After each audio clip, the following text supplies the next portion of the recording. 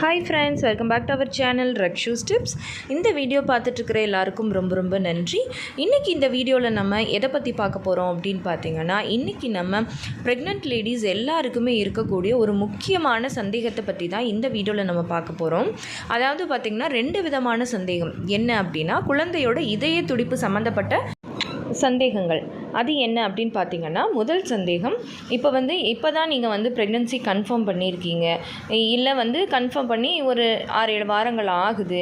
அப்போ பார்த்தீங்கன்னா குழந்தையோட இதய துடிப்புக்காக நீங்கள் செக் பண்ணுறதுக்காக வெயிட் பண்ணிகிட்ருக்கீங்க, இல்லை செக் பண்ணிட்டீங்க அப்படின்னா, அந்த டைமில் உங்களோட வயிற்றில் ஒரு விதமான சத்தம், படப்படன்னு துடிக்கிற மாதிரியான சில ஃபீல் வர்றது குழந்தையோட இதய துடிப்பு தானா அப்படின்னு சொல்லிட்டு நிறைய சகோதரிகள் கமெண்ட்டில் கேட்குறத பார்க்க முடியுது.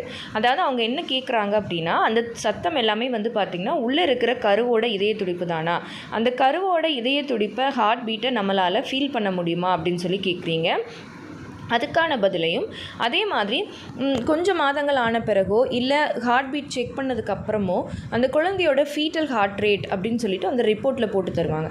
அது நார்மலாக, அது எவ்வளோ இருந்தால் குழந்தைக்கு அது நார்மல், அது சேஃப் அப்படிங்கிறத பற்றியும் நிறைய பேர் நம்ம சேனலில் கமெண்ட் பண்ணியிருந்தீங்க. ஸோ இந்த 2 சந்தேகங்களுக்கு தான் இந்த வீடியோவில் நான் உங்ககிட்ட கிளியராக தீர்வு சொல்ல போகிறேன். ஸோ நீங்களும் இது சம்மந்தமான குழப்பத்தில் இருக்கீங்க, இதை பற்றி கிளியராக தெரிஞ்சுக்கணும்னு நினைக்கிறீங்க அப்படின்னா இந்த வீடியோவை ஸ்கிப் பண்ணாமல் கடைசி வரைக்கும் பாருங்கள். நிச்சயமாக எல்லாருக்குமே, ப்ரெக்னென்ட் லேடிஸ் எல்லாருக்குமே இந்த வீடியோ ரொம்பவே யூஸ்ஃபுல்லாக இருக்கும். ஓகே ஃப்ரெண்ட்ஸ், வாங்க இப்போ நம்ம வீடியோ என்ன அப்படிங்கிறத பார்க்கலாம். இப்போ பார்த்தீங்கன்னா, நான் இன்ட்ரொடக்ஷனில் சொன்ன மாதிரி நிறைய சகோதரிகள் கேட்குறது என்ன அப்படின்னா, எனக்கு அமைதியாக படுத்திருக்கும் போதோ இல்லை ஏதோ ஒரு இதில் இருக்கும்போதோ பார்த்திங்கன்னா எனக்கு வயிற்றில் துடிக்கிற மாதிரி இருக்குது, உள்ளே படப்படன்னு ஏதோ சவுண்டு கேட்குற மாதிரி இருக்குது. ஸோ அது அந்த கருவோட இதய துடிப்பு தானா, நான் ஹார்ட் பீட்காக செக் பண்ணுறதுக்காக வெயிட் பண்ணிட்டுருக்கேன், அப்போ இதை எனக்கு என் கருவுக்கு இதய துடிப்பு வந்துருச்சா, அதை நம்மளால் ஃபீல் பண்ண முடியுமா அப்படின்னு சொல்லிட்டு கேட்குறீங்க.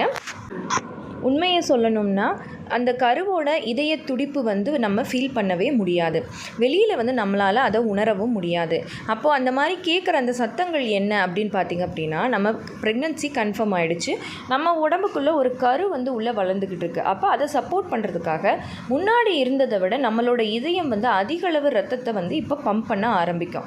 அப்போ அதிகமான இரத்த ஓட்டமும் அதிகமாக இதயம் ரத்தத்தை பம்ப் பண்ண ஆரம்பிக்கும் போது அந்த தமனி வழியாக தான் அந்த ரத்தம் போகும். அப்போ அந்த இரத்த குழாய்களில் நமக்கு ஒரு விதமான பல்ஸ், அதாவது ஒரு துடிப்பு ஏற்படும்.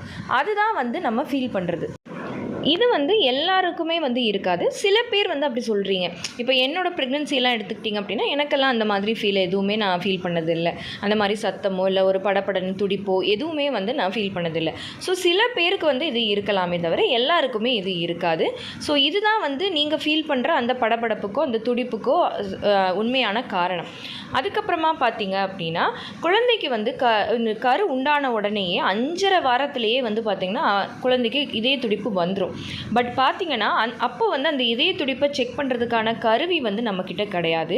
ஒரு 6-7 இல்லை 7லேருந்து ஒரு 9 வாரங்களுக்குள்ளே தான் அந்த இதய துடிப்பை நம்ம டாப்லர் அப்படிங்கிற ஒரு கருவியோட உதவியால் நம்ம செக் பண்ணிக்க முடியும். ஸோ அதனால தான் உங்களுக்கு நல்ல டார்க் லைன் நீங்கள் ப்ரெக்னன்சி கன்ஃபார்ம் ஆகிக்கிட்டு உடனே டாக்டர்கிட்ட போனாலும் அவங்க ஹார்ட் பீட் செக் பண்ணுறதுக்கு ஒரு 7 வாரத்துக்கு பிறகு 7 வாரத்தில் வர சொல்லுவாங்க. ஏன்னா அப்போ மட்டும்தான் நம்மளால் அந்த கருவியோட உதவியால் நம்ம அந்த ஹார்ட் பீட்டை நம்ம செக் பண்ணவே முடியும். பட் இயற்கையாக பார்த்திங்கன்னா 5.5 வாரத்திலேயே குழந்தைக்கு அந்த கருவுக்கு இதய துடிப்பு வந்துடும். அதுக்கப்புறமா பார்த்திங்கன்னா, நான் சொன்ன மாதிரி ஒரு கொஞ்சம் மாதங்கள் ஆன பிறகும் சரி இல்லை ஏர்லி ப்ரெக்னன்சிலேயும் சரி, அந்த ஹார்ட் பீட், ஃபீட்டல் ஹார்ட் பீட்டோட அந்த ரேட் எவ்வளோ இருக்கணும் அப்படின்னா 110லேருந்து 160க்குள்ளே இருக்கணும். ஒருவேளை அந்த குழந்தை கருவோட இதய துடிப்பு 110க்கு கீழேயோ இல்லை 160க்கு அதிகமாகவோ இருந்துச்சு அப்படின்னா ஏதோ பிரச்சனை இருக்குது அப்படின்னு சொல்லிட்டு உடனடியாக நம்ம டாக்டரே அது என்னென்னு பார்த்து உங்களுக்கு சரி பண்ணிடுவாங்க. உடனடியாக அது நம்ம பார்த்துக்கிறதும் ரொம்ப ரொம்ப நல்லது.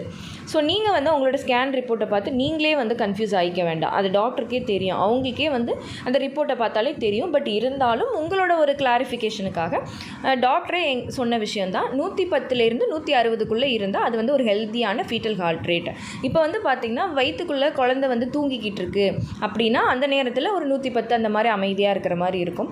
கொஞ்சம் குழந்தை உள்ளே ரோலிங் ஆகுது, மூவிங் ஆகுது அப்படின்னா கொஞ்சம் ஹார்ட் பீட் அதிகமாக இருக்கும். இப்போ எப்படி நம்ம வேலை அதிகமாக செய்யும்போது நமக்கு படபடப்பாக இருக்குது, இதய துடிப்பு அதிகமாக இருக்கும். கொஞ்சம் அமைதியாக இருக்கும்போது நம்மளோட ஹார்ட் பீட் வந்து கொஞ்சம் சீராக இருக்கிற மாதிரி இருக்கும். ஸோ அந்த மாதிரி உள்ளே வந்து குழந்தை என்ன பண்ணிக்கிட்டு இருக்காங்க அப்படிங்கிறத பொறுத்து அவங்களோட ஹார்ட் பீட் ரேட்டும் இருக்குது. நிறைய பேர் அதுவும் பயப்படுறீங்க, அக்கா லாஸ்ட்டாக வந்து நான் ஸ்கேன் பார்த்தப்போ ஹார்ட் பீட் வந்து இப்படி இருந்துச்சு, இந்த தடவை அதிகமாக இருக்குது, இல்லை இந்த தடவை கம்மியாக இருக்குது, அதை விட கம்மியாக இருக்குது, அப்படிலாம் கம்பேர் பண்ணி சொல்கிறீங்க. ஸோ அப்படியெல்லாம் நீங்கள் பயப்பட வேண்டாம். இந்த 110லேருந்து 160க்குள்ளே இருந்தாலே அது வந்து கரெக்டான ஹார்ட் பீட் ரேட் தான். ஓகே ஃப்ரெண்ட்ஸ், இந்த வீடியோ கண்டிப்பாக உங்களுக்கு யூஸ்ஃபுல்லாக இருந்திருக்கும்னு நினைக்கிறேன். இந்த வீடியோ உங்களுக்கு யூஸ்ஃபுல்லாக இருந்திருந்தால் மறக்காமல் லைக் பண்ணுங்கள், கமெண்ட் பண்ணுங்கள். உங்கள் ஃபேமிலி அண்ட் ஃப்ரெண்ட்ஸுக்கும் இந்த வீடியோவை மறக்காமல் ஷேர் பண்ணுங்கள். அப்போ தான் எல்லாருக்குமே ரொம்ப யூஸ்ஃபுல்லாக இருக்கும். அண்ட் நம்ம ரக்ஷூஸ் டிப்ஸ் சேனலை இது வரைக்கும் சப்ஸ்கிரைப் பண்ணாமையே பார்த்துட்ருக்கீங்க அப்படின்னா மறக்காமல் சப்ஸ்கிரைப் பண்ணிக்கோங்க. பக்கத்தில் இருக்கிற பெல் ஐக்கானையும் சேர்த்து கிளிக் பண்ணி ஆல் கொடுத்து வச்சுருங்க. ஓகே ஃப்ரெண்ட்ஸ், பாய், தேங்க்யூ.